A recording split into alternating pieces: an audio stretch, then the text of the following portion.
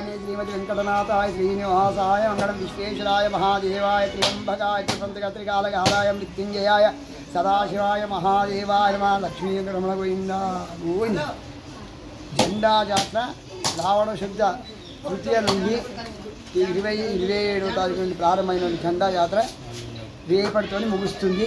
దాని తర్వాత ఉదయం 5 గంటలకు సుప్రభాత సేవ, 5:30కు వెంకటేశ్వర అభిషేకము, 6 గంటలకు మంగళారతి, మంగళాశాసనము, ఆంజనేయుడి యొక్క హవనము, 280వ యజ్ఞము, ఆంజనేయుడి హవనము 7 గంటలకు సమాప్తమవుతుంది. భక్తుల దర్శనార్థం స్వామివారు దాని తర్వాత అనుగ్రహిస్తాడు.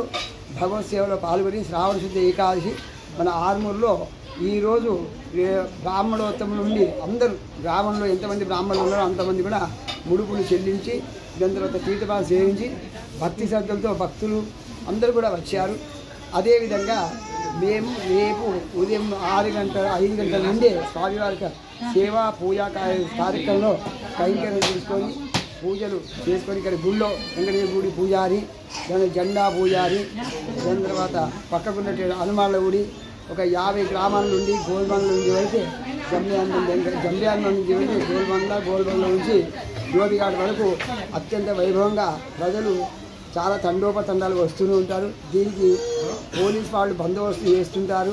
సర్వసమాజ ఆధ్వర్యము మరియు అభివృద్ధి కమిటీ యొక్క సమక్షంలో అందరూ కూడా పలు గ్రామాలు జెండా జాతర అంటే ఒక గ్రామంలో ఎంతమంది ఉన్నారో అందరికీ కూడా బాధ్యతతోని చాలా భక్తి శ్రద్ధలతో వాళ్ళ వంత సేవ వాళ్ళు చేస్తూ తరించడానికి ప్రయత్నం చేశారు. చాలా భక్తితో చేసుకుంటూ ఉంటాము. అదే ఇంకా 10 గంటల నుండి రద్దీ ఎక్కువ అవుతుంది.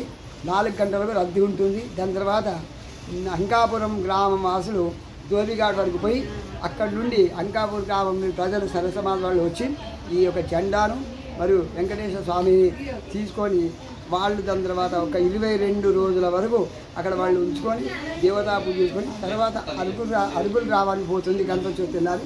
అక్కడ ఒక రాత్రి ఉండి స్వామివారు తిరుపతి ప్రయాణం సంసిద్ధంలో ఉంటారు. రేపు జెండా జాతర అత్యంత వైభవంగా మా గ్రామంలో చాలా చక్కగా నడుస్తుంది. మా సత్యాచారం వాళ్ళు దాని తర్వాత వాళ్ళు దాని తర్వాత దీనికి ప్రచారంలో ఇంకా హిందూ సంప్రదాయాన్ని పెంపొందించాలనే ఉద్దేశంలో ఎవరి వంతు సేవ వాళ్ళు చేస్తూనే ఉన్నారు. కాబట్టి హిందూ సాంప్రదాయం కాపాడుకోవడం ప్రయత్నాలు. లక్ష్మీ వెంకటేశ్వరుడు మాకు కొంగు బంగారం తలిచిన విషయాన్ని అందించి కొంగు బంగారంగా మాకు అనుగ్రహిస్తాడు. కాబట్టి నాకే దాంట్లో 10 సంవత్సరాలు మనమడు లేను. ఈ సంవత్సరం మనమడు వచ్చారు. పోయిన సంవత్సరం జెండా తెల్లారి మనమడు వచ్చారు. ఈ సంవత్సరం దాంట్లో ఒక 7 పిల్లలు మాకు అత్యంత సంతోషంగా భగవంతుడికి ఇంకా ఎక్కువ కైంకర్యాలు చేసుకోవడానికి అవకాశాలు అదేవిధంగా మేము చేసుకుంటున్నాము. మీరు కూడా చేసుకోండి, తరించండి, తరింపబడదాం. జై శ్రీమన్నారాయణ.